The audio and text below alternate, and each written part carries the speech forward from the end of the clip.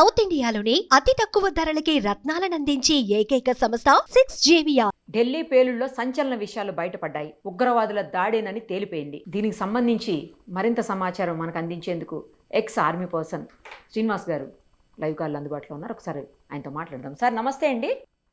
నమస్తే madam. Sir మీరు మేజర్గా కూడా వర్క్ చేశారు, ఆర్మీలో చాలా కీలకమైనటువంటి పదవిలో పనిచేశారు. మీకు మొత్తం తెలుస్తుంది అసలు ఇదంతా ఉగ్రవాద దాడా కాదా అని చెప్పేసి చాలా చర్చ నడిచింది రాత్రి నుంచి కూడా. అసలు ఎవరికి అర్థం కానటువంటి సిచ్యుయేషన్. ఇప్పుడు లాస్ట్ కి ఉగ్రవాదుల దాడేనని చెప్పేసి బయటపడిపోయింది. గతంలో మనం చూసాం సార్ 9/10 అని చెప్పి చేశారు, 9/11 అని. ఇప్పుడు 10/11 అన్నట్టుగా ఇది మళ్ళీ అలా చెప్తున్నారు. ఇంకొకటి ఏంటంటే డాక్టర్స్ చాలా మంది ఇన్వాల్వ్ అయి ఉన్నారు, చాలా ఎడ్యుకేటెడ్ పర్సన్స్ ఇన్వాల్వ్ అయి ఉన్నారు అని చెప్తున్నారు. ఆ పర్సన్ ఎవరైతే ఉన్నారో ఉమర్ అనే వ్యక్తి కూడా తను ఆత్మాహుతి దాడి చేసుకోవడానికి కూడా రెడీ అయిపోయి సిద్ధంగా ఉన్నాడు అని చెప్తుంది. ఏంటి సార్ అసలు ఏం జరుగుతుంది? నిన్నగాక మొన్ననే మన హైదరాబాద్ నుంచి ఒక ఉగ్రవాదిని పట్టుకొని వెళ్ళారు, గుజరాత్ పోలీసులు మరీ వచ్చి పట్టుకెళ్లారు. అతను ఏదో ఆముదం గింజల నుంచి విషాన్ని తయారు చేశాడని చెప్పేసి అది ప్రసాదంలోను తర్వాత వాటర్లో కలిపి చాలా మందిని చంపడానికి కుట్ర చేశారని చెప్తున్నారు. ఏంటి సార్ ఏం జరుగుతుంది? ఢిల్లీ నడిబొడ్డున అక్కడ ఎర్రకోట దగ్గర జరిగింది, ఇక్కడ హైదరాబాద్లో ఏంటి అసలు? ఎందుకు ఇంత దారుణమైనటువంటి కుట్రలు ఎందుకు సార్ అసలు? ఇది కేవలం తీవ్రవాద సంస్థలు తన యొక్క అస్తిత్వాన్ని కాపాడుకోవడం కోసం చేసింది అంటే మాత్రం కాదండి. దీని వెనకాల పాకిస్తాన్ హస్తాన్ని కూడా మనం చూడాలి. కారణం ఏంటి అంటే అక్కడ ఉన్నటువంటి పాకిస్తానీ ఆర్మీ చీఫ్ ఎవరైతే ఉన్నారో తన యొక్క పదవీ కాలాన్ని పూర్తి చేసుకోబోతున్నాడు. ఆ పదవీ కాలాన్ని పూర్తి చేసుకుపోయే ముందు అతను ఆశిస్తున్నది ఏంటి అంటే రిటైర్మెంట్ తర్వాత మన చీఫ్ ఆఫ్ డిఫెన్స్ స్టాఫ్ లాంటి పోస్టును ఒకటి రాజ్యాంగ సవరణ చేసి దాన్ని ఎక్స్పెక్ట్ చేస్తున్నాడు ఆయన. ఇటువంటి సమయంలో గనక ఈ ఉగ్రవాద సంస్థలతో గనక ఏదైనా సరే కుమ్ముక్కయ్యి భారతదేశం మీద గనక ఇలాంటి దాడులు గనక చేయించినట్లయితే అతని యొక్క క్రెడిబిలిటీ పాకిస్తాన్ లో పెరుగుతుంది, అతని యొక్క పరిస్థితులు సానుకూలమవుతాయండి. ఆ విధంగా కూడా ఆలోచించవలసి ఉంటుంది. దీని వెనకాల పాకిస్తాన్ హస్తం కూడా మనం చూడాలి. అయితే మన యొక్క పహల్గామ్ ఇన్సిడెంట్ జరిగిన తర్వాత ఆపరేషన్ సింధూర్ తో మనం ఆపరేషన్ ఆపివేయడం వలన వాళ్ళకి బ్రీతింగ్ స్పేస్ అనేటువంటిది లభించింది. అలాగే జైషే మహమ్మద్ కూడా మళ్ళీ మరిన్ని దాడులు మేము చేస్తామని చెప్పేసి ప్రకటించడము, ఇటీవల కాలంలో ఈ యొక్క మారణ హోమం సృష్టించడం కోసం విష పదార్థాల ద్వారా వీటి ద్వారా అన్నిటి ద్వారా వీళ్ళు సృష్టించి మళ్ళీ మేము కాశ్మీర్ లో అల్లకొల్లాన్ని సృష్టిస్తాము అని చెప్పేసి ప్రకటించడం, ఇవన్నీ చూస్తే గనక పాకిస్తాన్ ఎక్కడా కూడా వెనకడిగేసినటువంటి పరిస్థితులు కనిపించడం లేదు. పాకిస్తాన్ ప్రజలు వెనకడిగేసారేమో తప్ప తీవ్రవాద సంస్థలు గాని ఇటు మిలిటరీ లీడర్స్ గాని ఏమాత్రం కూడా వెనకడుగు వేయడం అనేటువంటి జరగలేదు. ఇలాంటి తీవ్రవాద సంఘటనలు అనేటువంటివి జరుగుతూనే ఉంటాయి, మనకి సవాళ్లు విసురుతూనే ఉంటారు. మనం ప్రొయాక్టివ్ గాను రియాక్టివ్ గాను యాక్షన్స్ తీసుకోవాల్సి ఉంటుందండి. ఇది మాత్రం నిన్న ఊహించిన విధంగానే, ఎందుకంటే అమిత్ షా గారు మాట్లాడినప్పుడే అన్నారు ఇది ఆత్మాహుతి దళం వాళ్ళు చేసినటువంటి దాడులని. అంటే ఒక హోం మంత్రి గారు అటువంటి స్టేట్మెంట్ ఇచ్చారు అంటే అక్కడ ఖచ్చితంగా దర్యాప్తు చేస్తున్నటువంటి సంస్థలు నేషనల్ ఇన్వెస్టిగేషన్ ఏజెన్సీ గాని, ఇంటెలిజెన్స్ బ్యూరో గాని, ఎక్స్ప్లోజివ్ ఎక్స్పర్ట్స్ గాని వీళ్ళందరూ కూడా ఖచ్చితంగా ఆయనకి ముందస్తు సమాచారం అయితే అందించి మీకు కన్ఫర్మ్ చేస్తాం. ఎందుకంటే ఆయన ప్రకటించలేదు, కన్ఫర్మ్ చేయలేదు, కేవలం ప్రిలిమినరీ ఇన్ఫర్మేషన్ మాత్రమే ఆయన స్పీచ్ లో ఆయన వెల్లడించడం జరిగింది. అలాగే ఆసుపత్రిలో చికిత్స పొందుతున్నటువంటి క్షతగాత్రులు ఎవరైతే ఉన్నారో వాళ్ళని స్వయంగా వెళ్ళి వాళ్ళని పరామర్శించి విషయాన్ని తెలుసుకున్నారు ఆయన. సో దీన్ని బట్టి ముందుగా ఊహించినట్టుగానే మనం అక్కడ ఈ టెర్రరిస్ట్ యాక్టివిటీ అనేటువంటిది తర్వాత మనకి కన్ఫర్మేషన్ అనేటువంటిది వచ్చింది.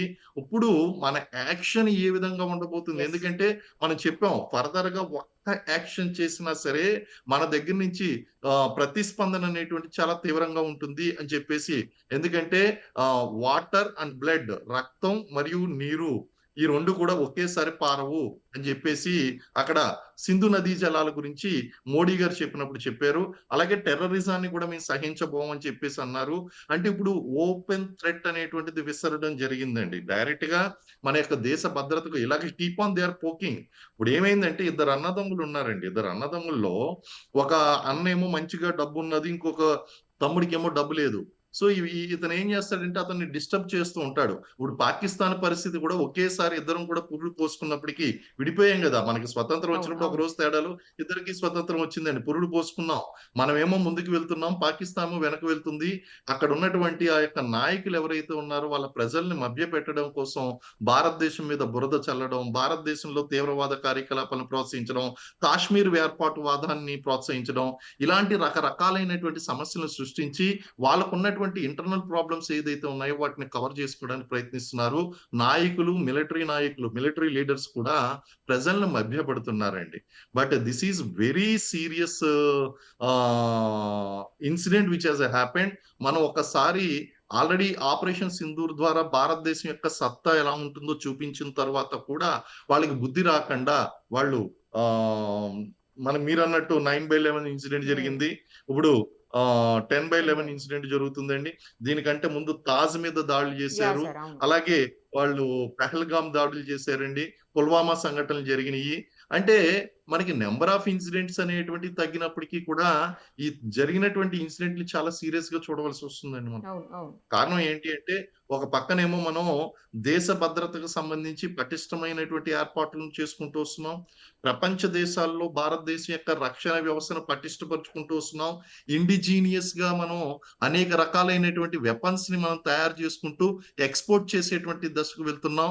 ఇటువంటి సమయంలో ఇంటర్నల్ సెక్యూరిటీ, ఎక్స్‌టర్నల్ సెక్యూరిటీ అనేటువంటిది భారతదేశానికి సవాళ్లు ఎదుర్కోవడం చాలా సహజం. కారణం ఏంటి అంటే మనకు అంతర్జాతీయంగా ఒత్తిడి పెరుగుతుంది. People wanted India to be under pressure because of terrorism, and we keep on fighting with the internal security. దేశ అంతర్గత భద్రతకు సంబంధించి మనం కొట్టుమిట్టాడుతూ ఉంటే మన యొక్క ఆర్థిక వ్యవస్థ చిన్నాభిన్నంగా ఉంటుంది. వాళ్ళకి పోటీగా నిలవకుండా ఉంటామని చెప్పేసి ఇటు చైనా గాని, అండ్ ఈ మధ్య కాలంలో అమెరికా, సరే. అలాగే పాకిస్తాన్ ప్రోత్సాహిత దేశాలు, చైనా ప్రోత్సాహిత దేశాలు, అమెరికా ప్రోత్సాహిత దేశాలన్నీ కూడా భారతదేశం మీద ముప్పెట దాడి చేస్తున్నాయి. అయినప్పటికీ కూడా మన అంతర్గత భద్రతను కాపాడుకోవాల్సినటువంటి కీలకమైనటువంటి గురుతరమైనటువంటి బాధ్యత ఈ రోజు మన నాయకులది, అలాగే మన ఉద్యోగులది, రక్షణ వ్యవస్థకి మనకు ఉందండి. అసలు ఏం చూసుకొని సార్, ఎందుకంటే ఏ రకంగా చూసినా కూడా పాకిస్తాన్ అనేది మనకంటే బ్యాక్వర్డే అన్ని రకాలుగా. ఏం అవును. చూసుకొని అంతగానం అవునండి. వాళ్ళు ఎగిసిపడ్డం, అసలు ఈ రకమైనటువంటి దాడులు చేసి అమాయకులు 9 మంది అమాయకులను చంపేశారు ఈరోజు.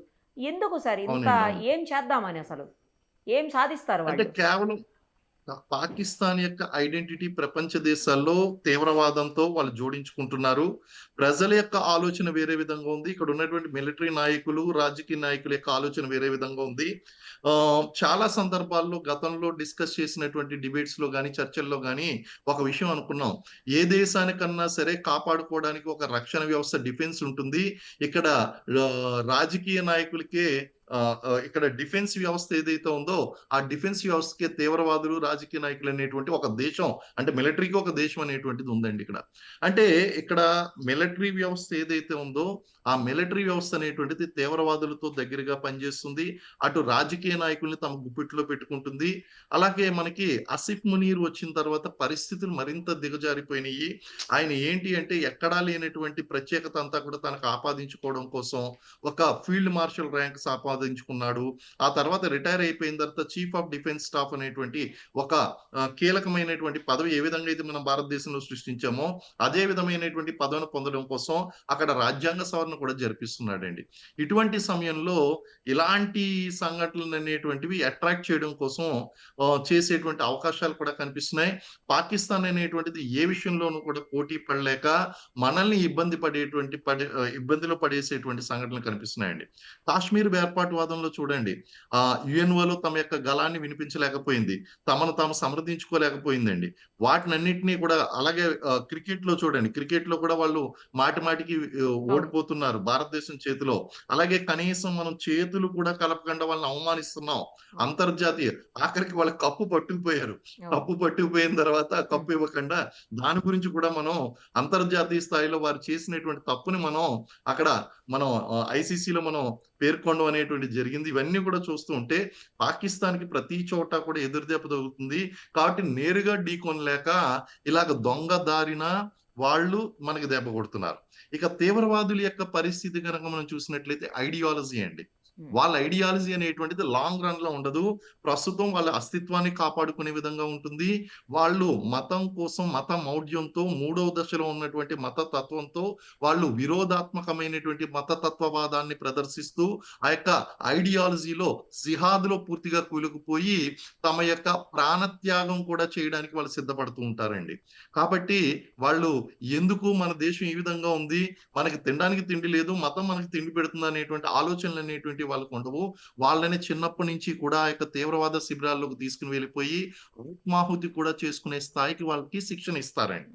కాబట్టి ఇవన్నీ కూడా చూస్తూ ఉంటే వాళ్ళకి ఈ దాడులనేటువంటివి చేయడం ఒక స్వతంత్ర సమరయోధుడు తన యొక్క స్వతంత్రం కోసం పోరాడుతున్నటువంటి ఫీలింగ్ లో వాళ్ళు ఉంటారే తప్ప మనం హింస చేస్తున్నాం అనేటువంటి ఆలోచనలో ఎంత మాత్రం కూడా వాళ్ళు ఉంటారండి.